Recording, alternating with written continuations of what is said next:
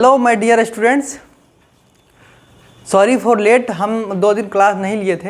हाँ, तो आज फिर से हम थर्ड लेक्चर लेकर आए हैं, जिनमें हम आपको जो ना उसके आगे जो परमाणु अणु के बारे में हमने डिस्कस किया था उसके बारे में आज हम जानेंगे। अणुभार क्या होता है, परमाणु भार क्या होता है, और ये बहुत ही कॉमन क्वेश्चन जो है ना आपको यहाँ पे सीखना है। ये जो है ना अगर नहीं सीखे तो आपका पूरा चैप्टर कुछ नहीं आपको आता है, इसलिए हम यहाँ पे डिटेल में जानेंगे। तो सबसे पहले जो बच्चा को आप जो है परमाणु भार के बारे में नॉलेज नहीं है, कुछ यहाँ पे एलिमेंट यानी कि तत्व लिखेंगे और उसका परमाणु भार हम लिखेंगे, और जो कि आपको ज़रूरत पड़ेगा सिर्फ मैं 20 तक लिख लेता हूँ, जिससे कि आपको यहाँ पे याद कर लेना है। और उसके बाद आपको एटलीस्ट 30 तक याद रहेगा तो आपको जो है ना सारे क्वेश्चन बन जाएंगे। तो चलिए शुरू करते हैं। सबसे पहले हम यहाँ पर लिखते हैं, एक तरफ आपका लिखते हैं संकेत, यानी एलिमेंट लिख लेते हैं। पहले एलिमेंट का नाम, एलिमेंट मतलब तत्व, और एक तरफ लिख लेते संकेत, सिंबल,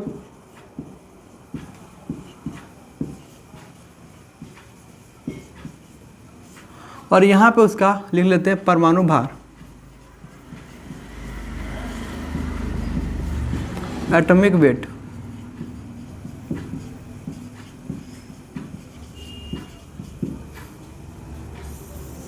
सबसे पहले hydrogen H1, helium He4,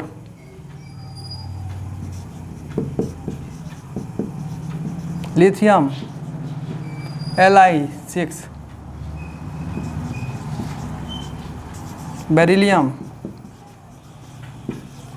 Be8, boron B10,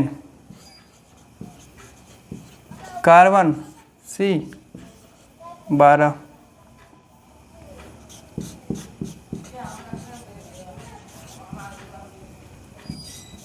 nitrogen N14, oxygen O16,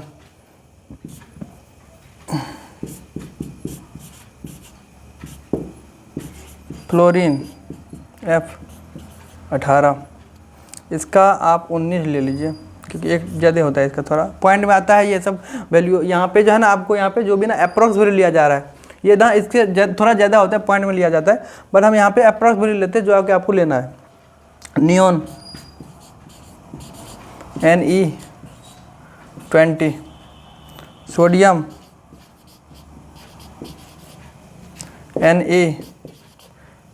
Na23। देखिए ये ना सीरियल नंबर पे लिखा है 1 2 3 4 5 6 7 8 9 10 11। ये जो है ना आपका एटॉमिक नंबर भी है। एटॉमिक नंबर मतलब पीरियोडिक टेबल में कौन से स्थान पे इसका यहाँ पे स्थान है, तो एटॉमिक नंबर की बात यहाँ पे हो रही है। तो सीरियल वाइज हम लिखा रहे हैं एटॉमिक नंबर। ओके, 11, फिर 12 magnesium Mg24, 13 aluminium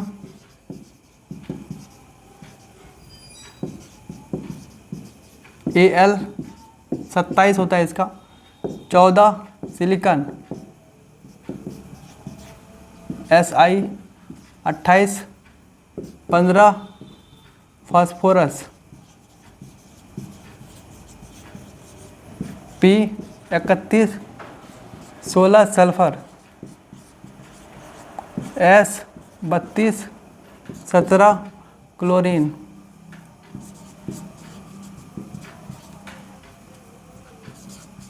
Cl 35.5, 18 argon Ar, इसका जो है ना आप 40 ले लीजिए। 19 नंबर पे है आपका पोटासियम K39। देखिए ये पॉइंट में आता है 20 पे कैल्शियम Ca कर लीजिए, इसका जो है ना 40। ये दोनों का सेम लगभग में सेम होता है। देखिए ये सब सारे लगभग में हम ले रहे हैं, तो यहाँ पे आपको इतना याद रखिएगा तो आपका काम हो जाएगा। जैसे कि हाइड्रोजन का H होता है सिंबल, और इसका परमाणु भार कितना होता है 1 होता है। हीलियम का 4, लिथियम का 6, बेरिलियम का 8, बोरॉन का 10, कार्बन का 12, ये सब आपको याद रखना है, ठीक है। तो अगर ये याद है तो आगे हम बढ़ने की कोशिश करते हैं। चलिए तो इसको आप जल्दी से नोट डाउन करिए, फिर आगे बढ़ते हैं। चलिए आई होप आप लोग लिख लिए होंगे। चलिए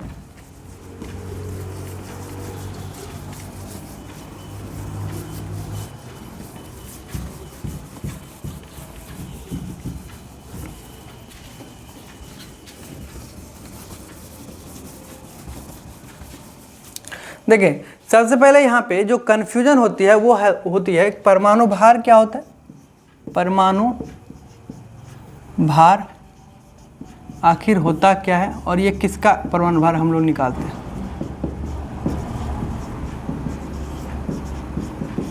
देखिए आपको बताए थे पिछले क्लास में परमाणु क्या होता है, पदार्थ का सबसे सूक्ष्म कण जिसे आप तोड़ नहीं सकते।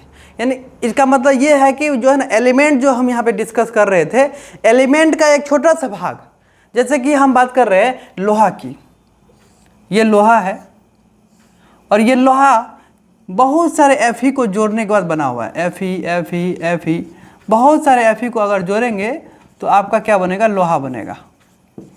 Fe को जोड़ेंगे तो आपका लोहा बनेगा। इन सब को जोड़ने के बाद आपको क्या बना है, लोहा बना है, ठीक है। तो ये क्या हो जाएगा, तत्व हो जाएगा। और इसमें एक जो है परमाणु है, एक जो कण है, इसको हम लोग क्या बोलते हैं, परमाणु बोलते हैं। एज यू नो परमाणु क्या होता है, छोटा सा टुकड़ा होता है किसी भी पदार्थ का। तो एक कण को यहाँ पे परमाणु बोला करेंगे।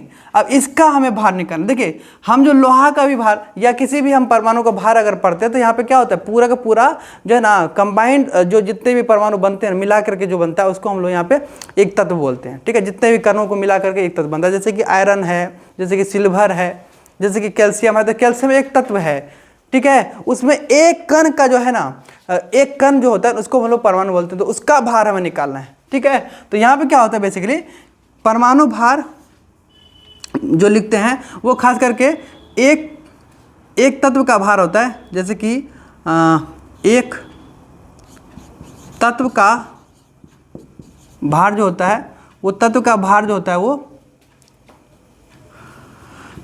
6.022 इंटू 10 की घात 23 परमाणु के भार के बराबर होता है। परमाणु के भार के बराबर होता है। देखिए छोटे छोटे टुकड़े को अगर जोड़ेंगे तो कितना टुकड़ा को जोड़ेंगे कि एक तत्व बन जाए।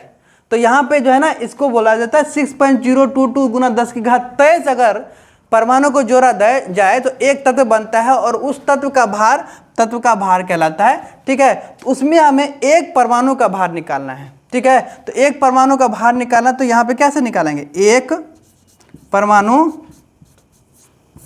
का भार।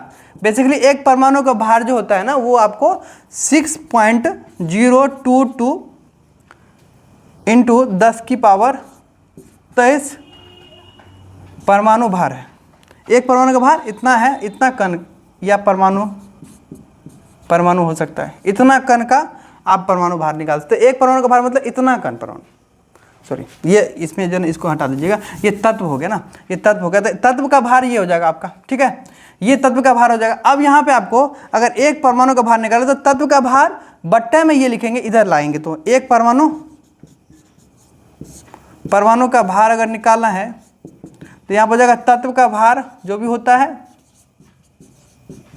बट्टे में 6.022 इंटू 10 की घात 23 ये होता है।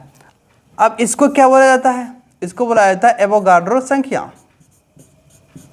ठीक है, इसका ना बहुत ज़्यादा जरूरत पड़ता है केमिस्ट्री में क्योंकि कण होते हैं, छोटे छोटे कण होते हैं, और इतने सारे कण को अगर जोड़िएगा, इतने सारे कण मतलब परमाणु को जोड़िएगा तो आपको एक तत्व मिलेगा, और उस तत्व का परमाणु भार निकालना है, यानी कि भार निकालना है। तो भार क्या होता है, यहाँ पे एवोगाड्रो संख्या इसको बोलते हैं। तो भार क्या होता है, यहाँ पे तत्व के कुल परमाणु का भार, ठीक है, कुल परमाणु। तो यहाँ पे टोटल परमाणु कितने हैं, अगर एक तत्व की बात करें, एक तत्व में इतने सारे परमाणु होंगे, ठीक है।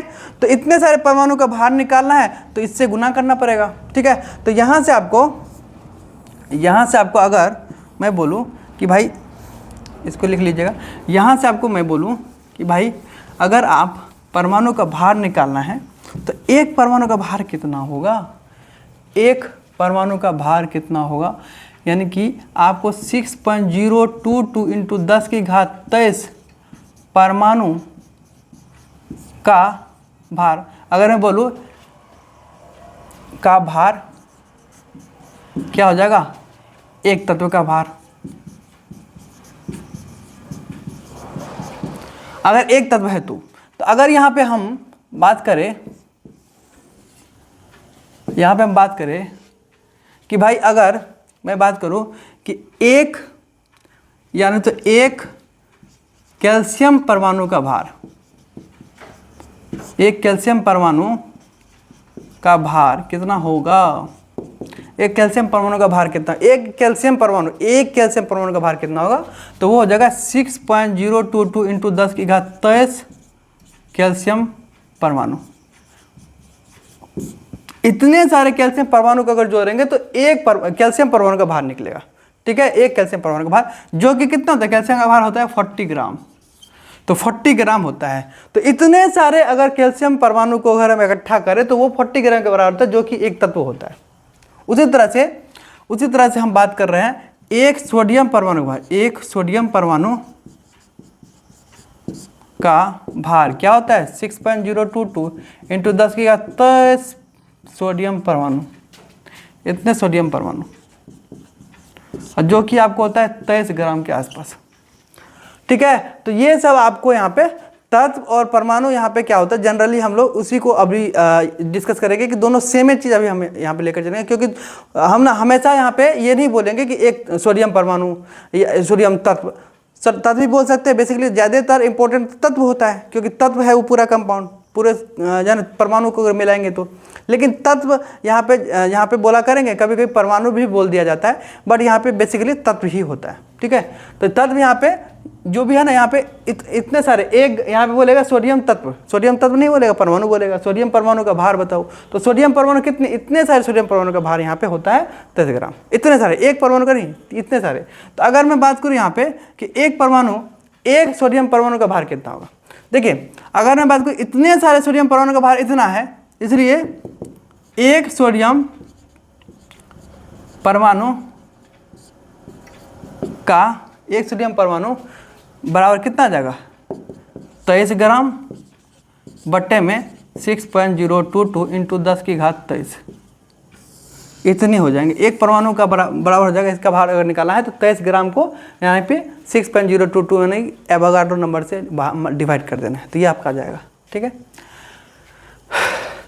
अगर मैं यही चीज़ आपको बोलूँगा अगर मैं आपको यही चीज़ आपको बोलूँगा, ठीक है, क्या बोलूँ, अगर मैं आपको ये बोलूँ कि कार्बन अणु का, कार्बन CO2 अणु का भार कितना होगा, CO2 अणु का भार, क्योंकि यहाँ पे दो डिफरेंट एटम है, परमाणु है, तो इसको हम लोग अणु बोला करते हैं। ठीक है, और CO2 अणु का भार क्या होता है, देखिए इतने, एक CO2 अणु का भार की बात करें तो ये आपको 6.022 इंटू 10⁻23 CO2 अणु की बात हो रही है। यहाँ पे अणु क्या है, CO2 अणु, यहाँ पे इतने सारे अणु को जोड़ेंगे तो एक CO2 अणु का भार आएगा, जो कि कितना आएगा आपको यहाँ पे आगे डिस्कस किया जाएगा। उसी तरह से अगर हम बात करें H1H2O अणु है, ये अणु है, इसका भार अगर निकालना तो ये 6.022 इंटू 10⁻23 H2O अणु का भार हम बात कर रहे हैं। समझ में आ रहा है, तो एक H2O अणु का नहीं, एक H2O अणु का भार अगर निकालना तो पूरे के पूरे इतने सारे H2O अणु को इकट्ठा करके जो भार आएगा वो आएगा। ठीक है, अब यहाँ पे बेसिकली बात ये आती है कि परमाणु भार आखिर होता क्या है। परमाणु भार होता है परमाणु का, हर एक परमाणु का भार, किसी तत्व में हर एक परमाणु का भार आपको परमाणु भार होता है। ठीक है, उसको बोलते हैं। उसी तरह से आपको आता है अनुभार क्या होता है, या आणविक द्रव्यमान क्या होता है, एक ही बात है। तो अनुभार या आणविक द्रव्यमान क्या होता है उसके बारे में डिस्कस करते हैं।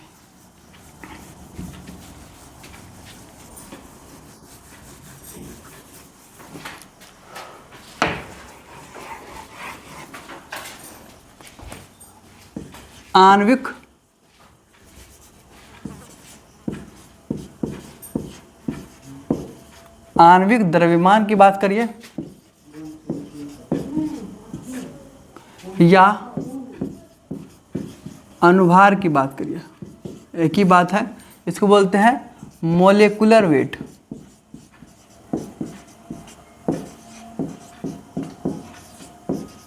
Molecular weight. तो यहाँ पे किसी अणु के, नाम ही है अणु, अणुओं का भार अनुभार कहलाता है। तो यहाँ पे लिखेंगे किसी अणु में उपस्थित सभी परमाणुओं का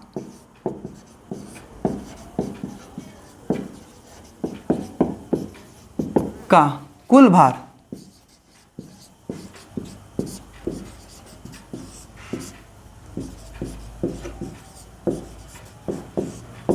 अनुभार कहलाता है।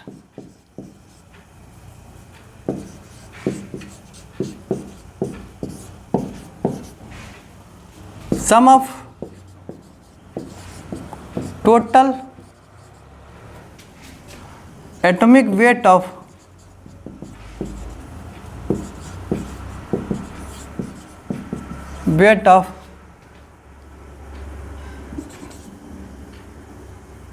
molecule is called molecular weight।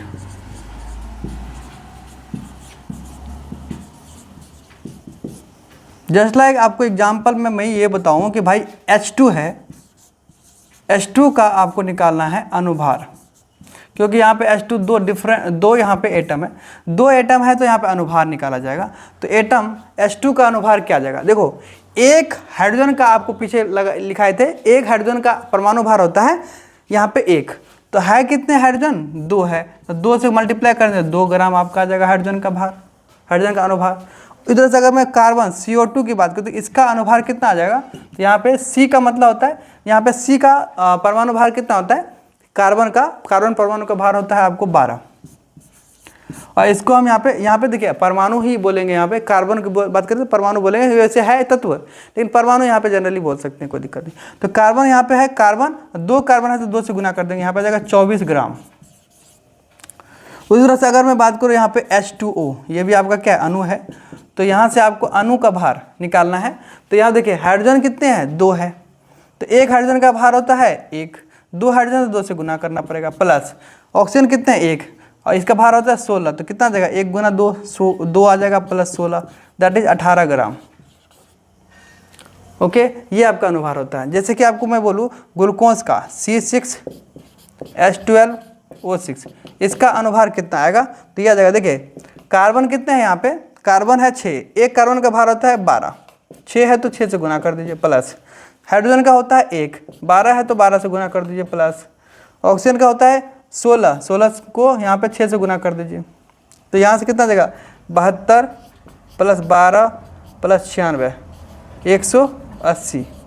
180 ग्राम आ जाएगा। ये आ जाएगा आपका 180, हाँ 2 2 4 6 180 180 ग्राम आ जाएगा आपका, ठीक है। उसी तरह से अगर मैं आपको चीनी की बात करूँ तो C12H22O11, ये चीनी होता है, चीनी का आपको अनुभार निकालना है, कितना आ जाएगा, कार्बन है तो कार्बन का 12 गुना 12 को कार्बन है, प्लस हाइड्रोजन कितने हैं 22, एक का होता है हाइड्रोजन का भार होता है, परमाणु भार होता है 1, 22 है तो 22 से गुना कर देंगे, प्लस ऑक्सीजन का होता है 16, 11 ऑक्सीजन है तो 11 से गुना कर देंगे, कितना देगा बराबर है 44, 144 प्लस 22 प्लस 16 11 11 16 कम 16 16 कम 16 1 17, ठीक है। अब यहाँ पे जोड़ेंगे तो 4 2 6 6 6 12 7 2 9 9 4 13 1 14 1 1 2 1 3 342 ग्राम, ये आ जाएगा आपका इसका भार। तो कुछ क्वेश्चन मैं आप यहाँ होमवर्क दे देता हूँ जिसके कारण आप इसको सॉल्व कर लीजिएगा घर पे, इसको मिटा देता हूँ मैं, आप लोग लिख लीजिएगा, ठीक है। जो 2-3 क्वेश्चन दे देता हूँ मैं, जैसे कि Al2SO4 होल थ्राइस, आप इसका ना अनुभार निकाल लेना है। दूसरा क्वेश्चन ये है CuCl2, इसका निकाल लेना है। उसके बाद H3PO4 इसका निकाल लेना है। उसके बाद BaCl2 निकाल लेना है। उसके बाद C2H5OH निकाल लेना है। उसके बाद CH3COH ये निकाल लेना है। इन सब का आपको क्या निकालना है, अनुभार निकाल लेना है। ओके, तो इसको जो है ना लिख लीजिएगा, आप लोग बना लीजिएगा घर में। हम लोग फिर नेक्स्ट टॉपिक की ओर बढ़ते हैं।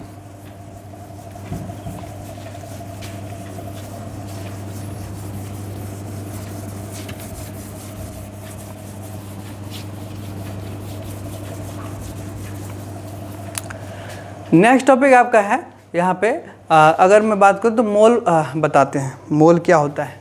ठीक है, तो चलिए मोल क्या होता है।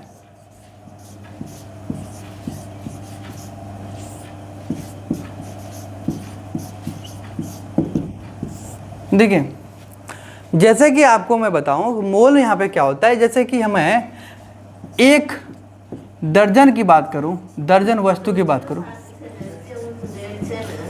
एक दर्जन वस्तु की बात करूं तो ये कितना होता है, 12 वस्तु।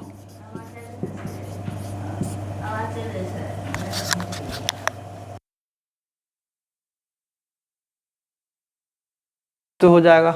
ठीक है, उसी तरह से अगर एक सैकड़ा की बात करूं, एक सैकड़ा वस्तु की बात करूं तो 100 वस्तु होता है ना, होता है कि नहीं होता है। उसी तरह से हम एक मोल की बात करूं तो एक मोल जो होता है ना वो होता है 6.022 इंटू 10⁻23 वस्तु या कण बोल सकते हैं। तो एक मोल में इतने सारे कण हुआ करते हैं। ओके, देखिए यहाँ पे अगर हम जनरली अगर बात करें तो यहाँ पे ये कण बहुत ज़्यादा हो जाता है आपको केमिस्ट्री में, लेकिन ये कण बहुत छोटा होता है। अब अगर मैं बात करूँ यहाँ पे एक मोल अगर मैं बात करूँ, एक मोल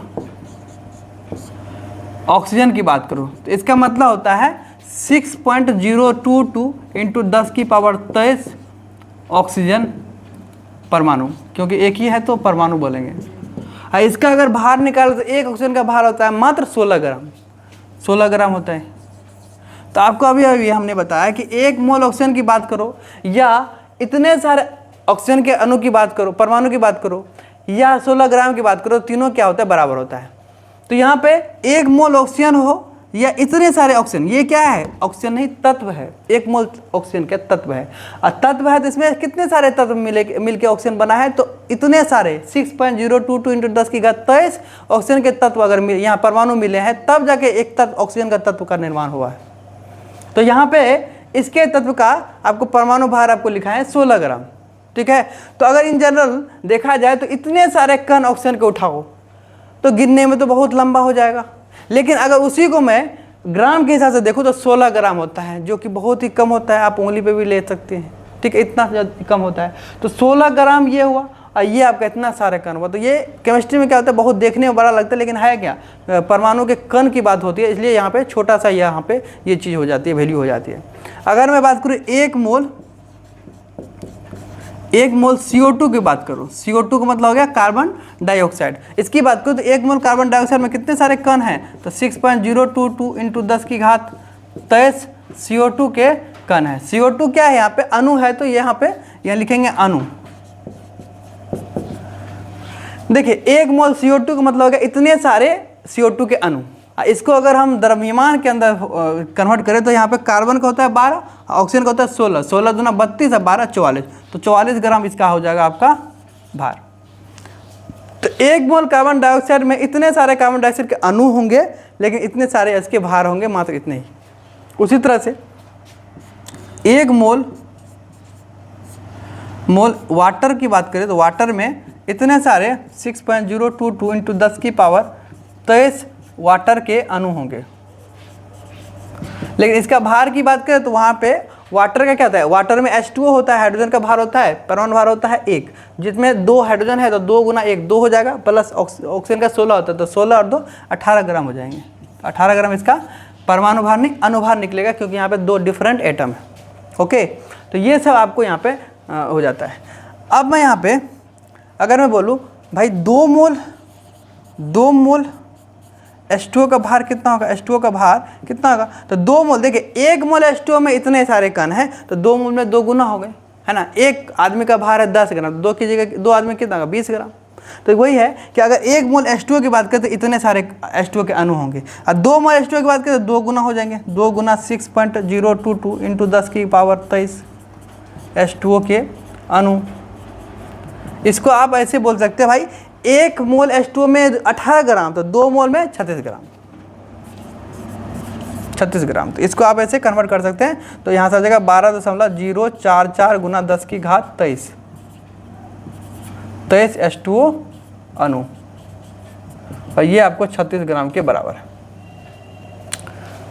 ओके, उसके बाद मैं बात कर रहा हूँ यहाँ पे कि अगर मैं यहाँ पे बोलूँ कि 0.5 मोल H2O में कितने इसके जो है ना अणु होंगे। देखिए 0.5 का मतलब क्या हुआ, 0.5 का मतलब हुआ 1/2, तो एक में है 6.022, तो एक में 0.5 का मतलब हो गया 1/2, इसका मतलब क्या होता है, इसका मतलब होता है 1/2, ठीक है। तो 1/2 का मतलब हो गया कितना, यहाँ पे 6.022 इंटू 10 की घात 23 का 1/2 भाग, या आप बोल सकते 1 मोल में इतना, तो 0.5 में 0.5 गुना कर देंगे, सिंपल, जितना है उतना से गुना कर, एक का है ना, एक का है आपका 6.022 इंटू 10 की घात 23 परमाणु के कण होंगे, तो यहाँ पे 0.5 में गुना कर देंगे उसको 0.5 से, तो 0.5 गुना कर देंगे तो यहाँ पे इतना, यहाँ पे आपको H2O के अणु मिलेंगे। और यहाँ पे भी देखिए 1 मोल में आपको 18 है तो 0.5 में 18 से गुना कर देंगे, 0.5 गुना 8, 18 गुना 0.5, इसको हटाएंगे तो यहाँ पे आ जाएगा 10, 5 10, 2 से जाएगा ये 9, तो 9 ग्राम आ जाएगा आपका H2O के भार, H2O का परमाणु अनुभार यहाँ पे आ जाएगा 9 ग्राम, कितना 0.5 मोल में। उसी तरह से अगर मैं बोलूँ यहाँ पे कि 2 मोल ग्लूकोज C6H12O6 का अनुभार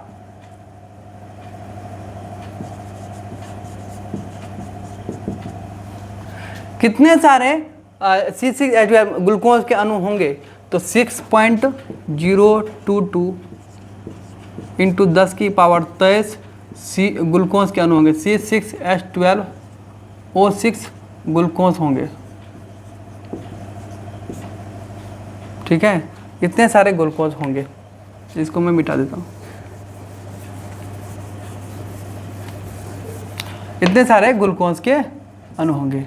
इसकी भार में कन्वर्ट करना चाहूँ तो देखिए यहाँ पे 2 मोल की बात की, 1 मोल में यहाँ पे पहले निकाला था, 1 मोल में 1 मोल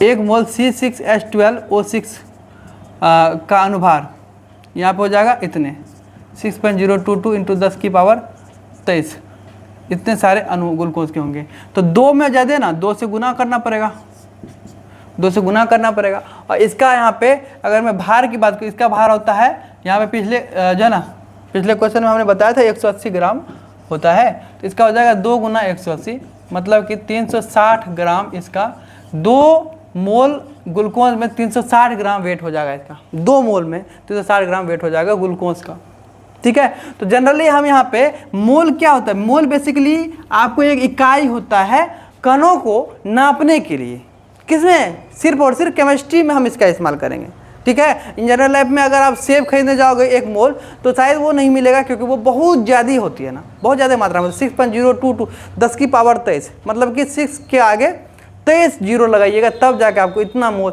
यहाँ पे इतने सारे सेब के जो है ना, सेब मिलेंगे, है पीस, सेब का पीस, इतने सारे सेब अवेलेबल भी नहीं होंगे, है ना। तो इसलिए जनरल लाइफ में इसका ज़रूरत नहीं है, केमिस्ट्री की बात में बुक में इसका ज़रूरत पड़ेगा, केमिस्ट्री की बातों में, ओके। अब यहाँ पे जो मोल होता है, मोल बराबर होता है, जनरली अगर हम बात करें तो मोल का 3 फॉर्मूला बनता है। फॉर्मूला नंबर 1, मोल बराबर अगर आपको भार दिया हुआ है वस्तु का तो उसका मोल निकालना, तो मोल बराबर हो जाएगा उसका भार या दिया गया द्रव्यमान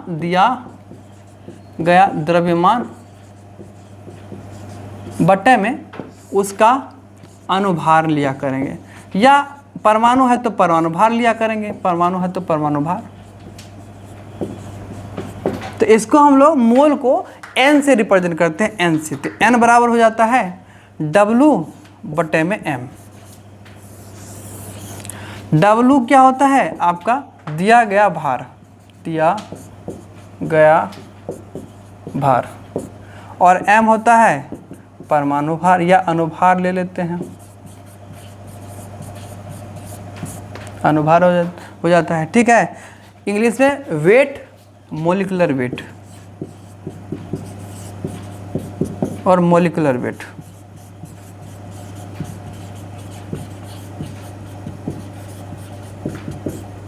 ये हो जाता है।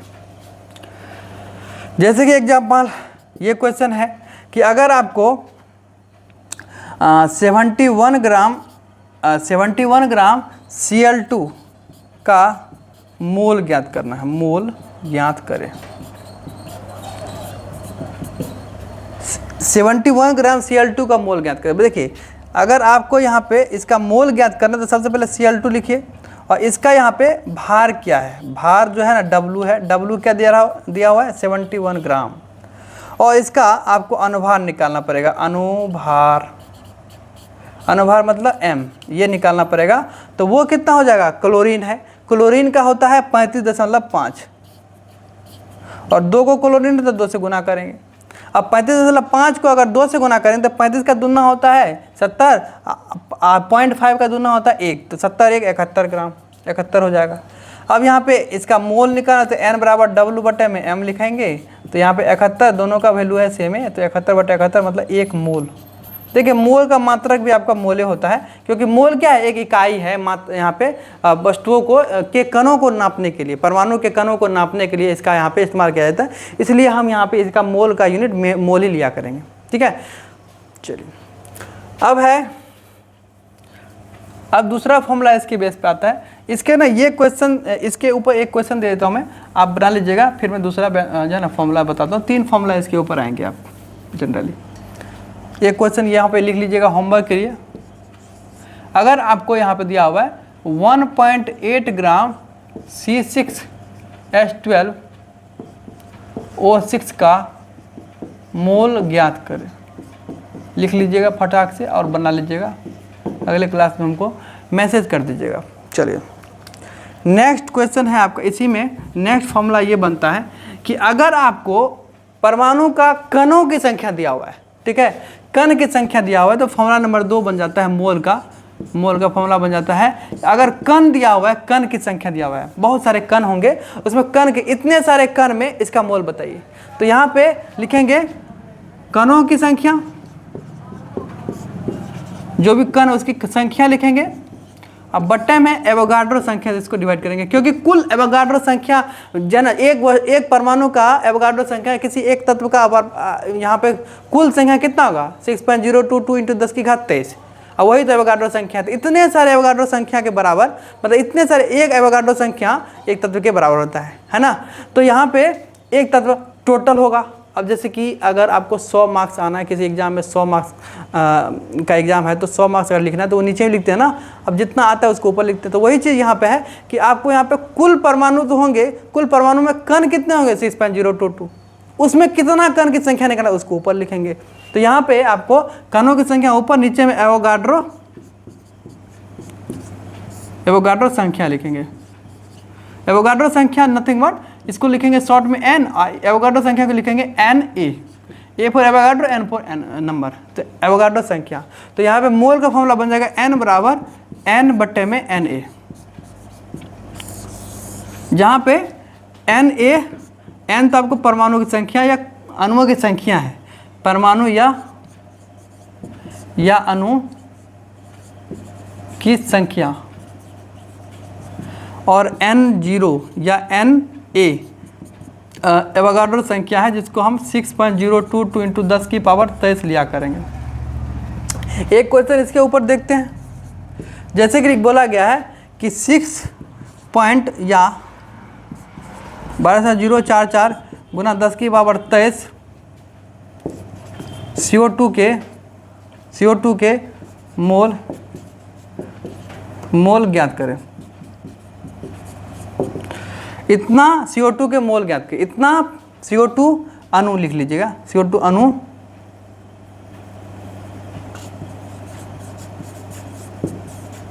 के मोल ज्ञात करें, इतने सारे CO2 अणु के मोल ज्ञात करें।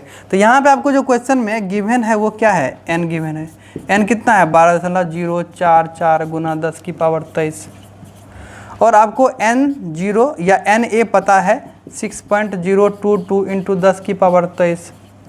तो आपको n निकालना है ना, स्मॉल n मतलब मोल निकालना। तो यहाँ पे लिखेंगे n बटे में na,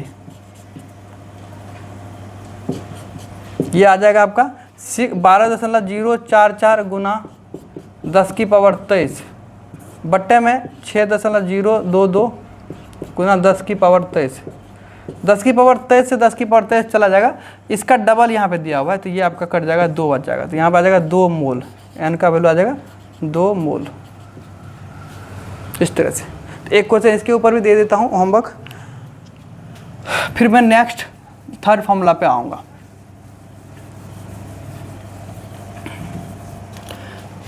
ठीक है, एक एग्जाम्पल यहाँ पे ले लीजिएगा।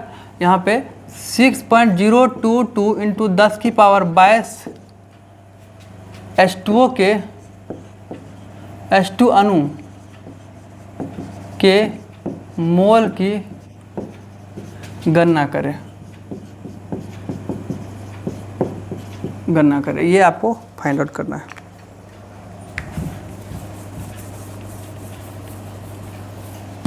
तीसरा फॉर्मूला आपका बनता है, यहाँ पे मोल का, यदि आपको एसटीपी हो या एनटीपी हो, इस पर अगर आपको मोल ज्ञात करना है, एसटीपी या एनटीपी पर। एसटीपी का मतलब होता है स्टैंडर्ड टेम्परेचर एंड प्रेशर। तो यहाँ पे स्टैंडर्ड टेम्परेचर क्या होता है, तो टेम्परेचर आपका स्टैंडर्ड 298 केल्विन होता है, और प्रेशर आपका 1 बार, ठीक है, ये होता है स्टैंडर्ड टेम्परेचर प्रेशर। ये इस टेम्परेचर या प्रेशर पे अगर आपको मोल ज्ञात करना है ना। कंसंट्रेशन यहाँ पे क्या होता है, कंसंट्रेशन मतलब मोलरिटी, तो कंसंट्रेशन यहाँ पे क्या होता है, सांद्रण, वो होता है आपका 1 मोलर। ठीक है, वो आपको ये बाद में पता चलेगा, इसमें आगे इसी टॉपिक में आगे बताना है आपको मोलर कंसंट्रेशन क्या होता है। तो फिलहाल के लिए टेम्परेचर 298, प्रेशर आपका 1 बार होना चाहिए, तब जाके एसटीपी पे लिया जाएगा। तो एसटीपी पे आपका जो वॉल्यूम होता है ना, वॉल्यूम पे ज्ञात करता है, तो वॉल्यूम होता है 22.4 लीटर होता है वॉल्यूम। एसटीपी पर वॉल्यूम होता है 22.4 लीटर। इसको आप अगर मिलीलीटर में कन्वर्ट करना तो यहाँ करना चाहे तो यहाँ पे 1000 से मल्टीप्लाई करें तो 22,400 ml हो जाएगा आपका वॉल्यूम। ठीक है, ये आपका आ जाएगा। तो अगर मैं आपको मोल निकालने बोलूँ तो मोल बराबर फॉर्मूला आ जाएगा वस्तु का आयतन बटे वस्तु का आयतन एसटीपी पर या एनटीपी पर, ये होगा एसटीपी। तो यहाँ पे एन बराबर लिखेंगे, भी वॉल्यूम है, बटे में 22.4, अगर लीटर में तो ये आ जाएगा, ये अगर लीटर में है तब। अगर आपका ये ml में है, अगर भी ml में है तो यहाँ पे लिखेंगे 22,400 ml, ये कट जाएगा। तो यहाँ पे फिलहाल के लिए यहाँ पे इसको लिख लीजिएगा। अब क्वेश्चन इसके ऊपर कैसे आता है, देखिए, इसको लिख लीजिएगा। क्वेश्चन कैसे आता है देखिए, अगर यहाँ पे बोला जाएगा कि 22.4 यहाँ इतना ले लेते हैं, 11.2 लीटर CO2 का मोल एसटीपी पर ज्ञात करें। यहाँ पे एसटीपी लिखा रहेगा आपको क्वेश्चन में, या तो एनटीपी लिखा रहेगा। तो यहाँ पे क्या करेंगे हम, जो है ना आपका CO2 जो दिया हुआ है, इसका आपको एसटीपी पर वॉल्यूम दिया हुआ है, वॉल्यूम क्या है 11.2 लीटर, और इसका आपको एसटीपी पर निकालना है, एट एसटीपी। तो इसका वॉल्यूम आपका एन का फॉर्मूला लगाएंगे भी बट्टे में 22.4 4। ये लीटर में दिया हुआ है तो बहुत बढ़िया बात है। 11.2 बटे में 22.4, इसका डबल है यहाँ पे, तो 1/2 आ जाएगा इतना मोल। इसको 0.5 मोल लिख सकते हैं। ठीक है, इस तरह से यहाँ पे क्वेश्चन इसके जन आते हैं। अब नेक्स्ट है आपका, इसके ऊपर एक क्वेश्चन दे देता हूँ जो कि आपको होमवर्क मिलेगा, फिर आपको अगले क्लास में इसके आगे का जो है ना चीज़ें बताऊँगा। तो इसका फिलहाल लिख लीजिए।